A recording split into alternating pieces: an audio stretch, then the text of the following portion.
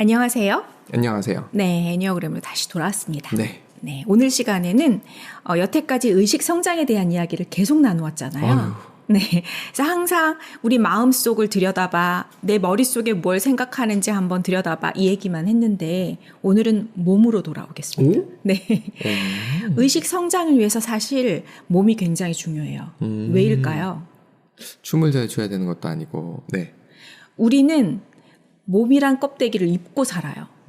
죽을 때까지. 입는다고 표현하시는군요. 네, 갖고 데리고 살죠. 오, 네. 데리고. 네.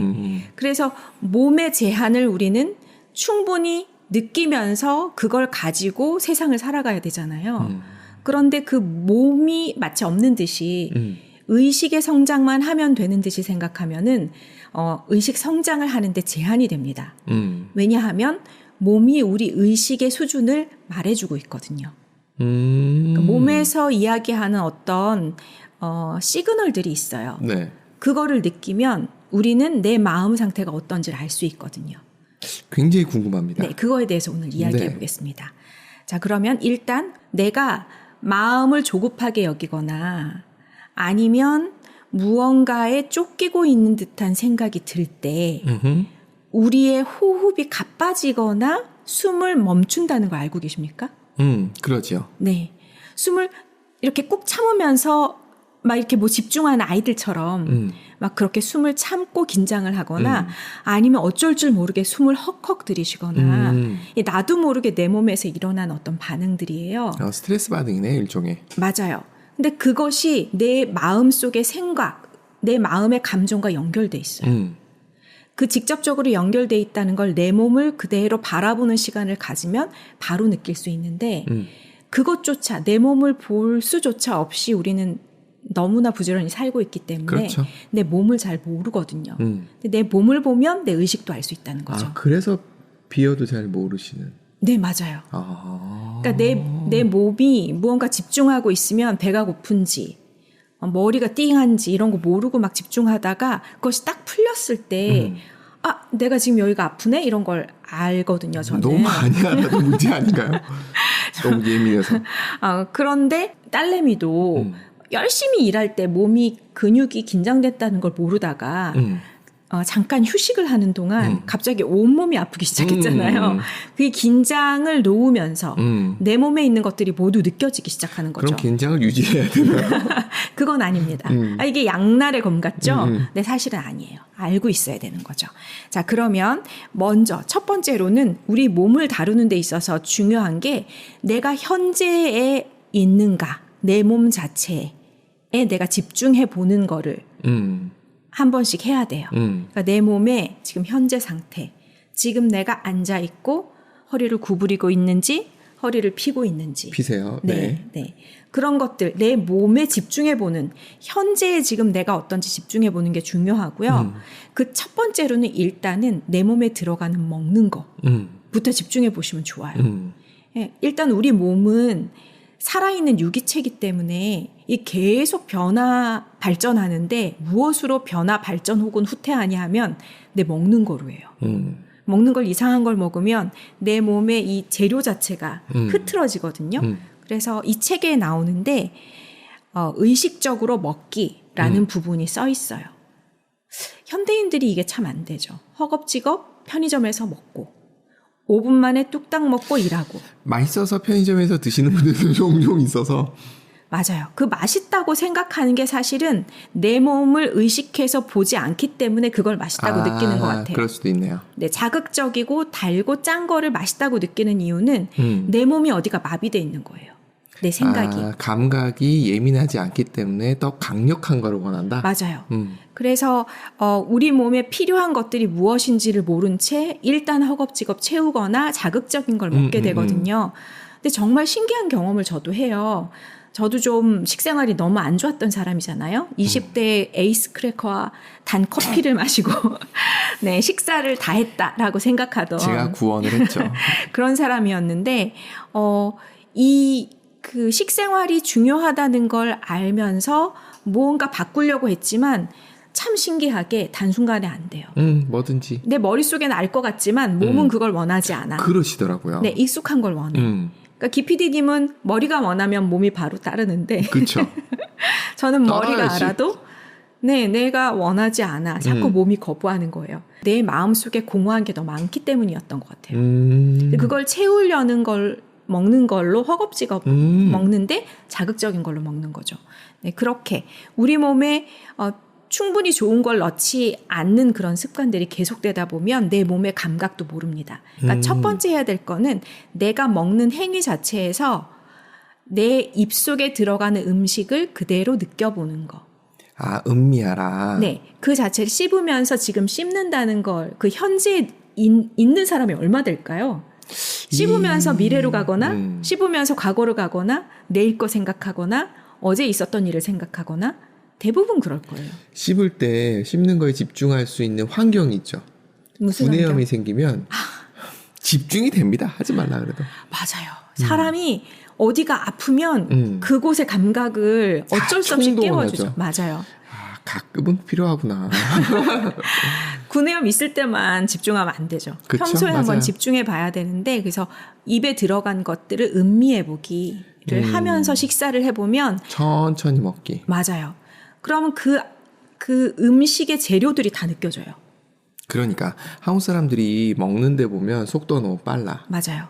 속도가 빠르고 되게 짬뽕으로 해서 먹어요. 비벼서 먹거나 막 이렇게 양념에 범벅해서 먹거나 그런 경우가 많거든요. 제가 깜짝 놀란 게 달걀을 삶아서 먹을 때 저는 그 달걀이 맛이 별로 없다고 생각해서 꼭 소금을 찍어 먹었거든요. 근데 최근에 달걀을 먹는데 안 찍어 먹어도 너무 맛있는 거예요. 그 고소함이 느껴지고 이미 그 안에 짭짤함이 있어요. 오. 네. 그게 이제 제 몸이 조금 정화되고 마음이 정화되면서 내가 느낄 수 있는 감각들이 좀 순해도 다 느껴지게 바뀌고 있는 것 같아요. 다행이십니다. 네. 그래서 예전 같으면 과일 요거트를 먹을 때 거기에 달달한 뭐를 섞지 않으면 맛이 없다 느꼈는데 요거트에 냉동 과일 약간 새콤한 블루베리만 넣어도 지금은 그 맛이 너무 맛있는 거예요. 지금 입에 침이 고이네요. 그 자체로 너무 맛있는 거예요. 단 건 좋은 거예요. 네, 인류 역사상 이렇게 단 걸 많이 먹었던 적이 그쵸? 없잖아요. 그게 문제일 뿐. 네, 인공적으로 단 걸 억지로 더 뿌려서 먹으니까 음식 자체에 단맛이 있거든요. 근데 그거를 우린 느끼지 못하게 마비돼 있는 거죠. 그렇게 하나하나 음미하면서 먹을 수 있는 데까지 서서히 금방 되진 않을 수 있어요. 금방 되지 않는다고 또 조급해하지 마시고 그냥 지금 만일에 인스턴트를 좋아하시면 인스턴트 음식이더라도 입에 넣고 오래 씹으면서 씹어라. 그 맛을 음미해 보세요. 그러면 MSG 맛이 느껴질 것이다. 느껴져요. 진짜로. 네. 가끔 비닐 맛도 느껴지죠. 그래서 음미를 해봐라. 이게 첫 번째인 것 같아요. 그래서 그 음미하는 게 습관이 자꾸 되면 그러면 조금 더 좀 자연에 가까운 재료로 된 것을 먹고 싶어 하게 될 거예요. 입안에서 그게 다 느껴지니까요. 네, 그게 서서히 이동해도 괜찮습니다. 조급하면 안 돼요. 조급하면 사람의 마음은 굉장히 신기한 게 조급하게 다이어트 하려고 그러면 꼭 요요로 가고요.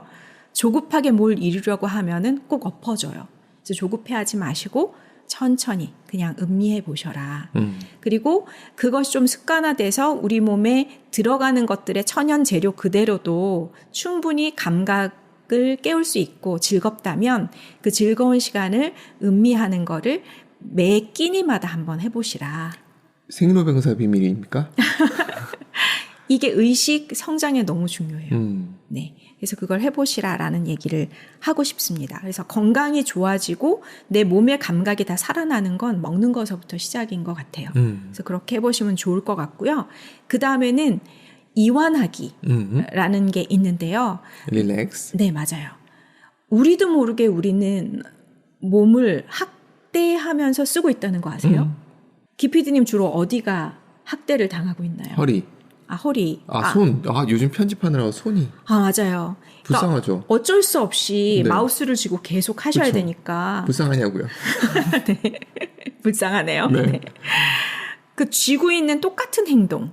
그거를 이완하지 않고 그 행동을 계속 하다 보면 뭉치잖아요. 맞아요. 그러다 보니까 팔의 근육들이 다 뭉치고 팔만 뭉치느냐? 그게 위로 올라가서 어깨도 뭉치고 뒤에 목도. 있는 네 목도 뭉치고 그렇게 다 이제 온몸으로 가게 되잖아요. 그래서 중간중간 반짝반짝해요. 맞아요. 그래서 지금 내가 내 몸에 어디 힘을 주고 있지?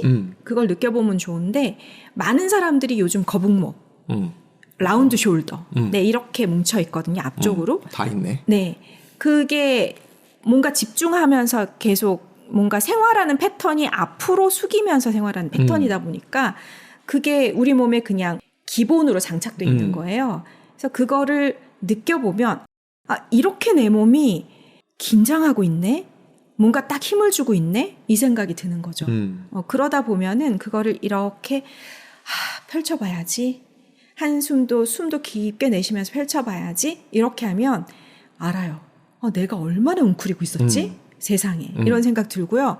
잘 때 전 가끔. 잘 땐 주무시죠. 잠자리에 누워서 온몸을 쫙 펴고 몸을 이완해야지라고 제가 의도적으로 뭔가 이완을 연습하려고 해보면 희한하게 그전까지 몰랐는데 내 몸에 돌지 않던 피가 손끝 발끝으로 간다는 걸 느낄 때가 있어요. 이렇게 내가 긴장하고 있었나? 어떻게 손끝 발끝에 피가 안 가게 이렇게 긴장하고 살았지? 그러면서 목 뒤도 무언가 느껴지고 이게 다 온몸을 긴장하고 살았구나를 내가 느낄 수 있거든요. 그걸 살면서 우리는 수시로 하면 좋은데 어린아이 말랑말랑할 때는 막 이리저리 막 꼬부리고 자도 금방 괜찮던 몸이 어른이 되면 될수록 점점 더 뭔가 완고해지는 느낌? 그러면서 이완이 잘 안 되고 자꾸 그 힘주고 있는 그 느낌이 드는 거죠.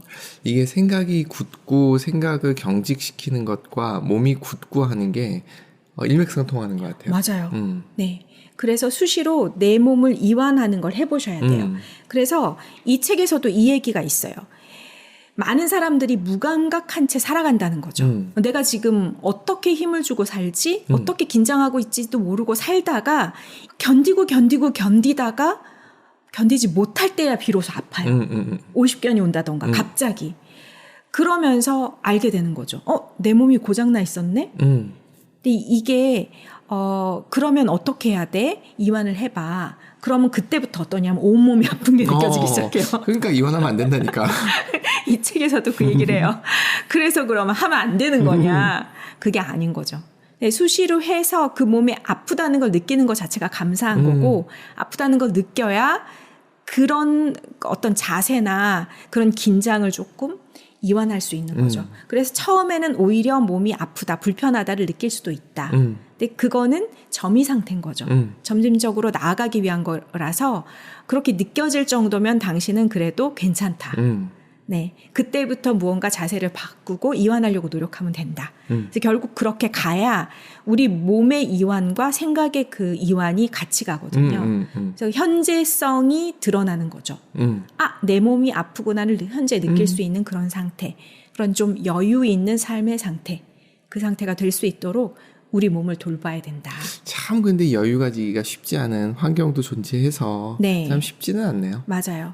그래서 내가 무감각하게 막 쫓기느라 살아서 내 몸의 감각도 모른 채 망가질 때까지 그렇게 두는 게 아니라 수시로 내 내면도 바라보고 내 몸도 바라보고. 그래서 시간을 두고 명상을 잠시라도 해라. 뭐 네. 이런 얘기를 하는가 보네요. 맞아요. 네. 그래서 여러분들의 의식 성장에 몸이 얼마나 도움이 되는지를 오늘 시간으로 조금 이해를 하셨으면 하는 바람이었습니다. 네. 네. 오늘은 여기서 마치겠습니다. 네, 감사합니다.